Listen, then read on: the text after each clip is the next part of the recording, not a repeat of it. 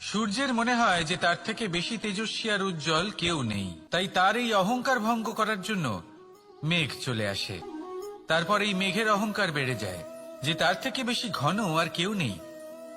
তারপরে বাতাসের একটা প্রবল দমক আসে আর মেঘেদের ছিন্ন ভিন্ন করে দিয়ে চলে যায়। তখন বায়ুর অহংকার বেড়ে যায়, আরো ভাবে যে তার থেকে বেশি শক্তিশালী আর কেউ নেই।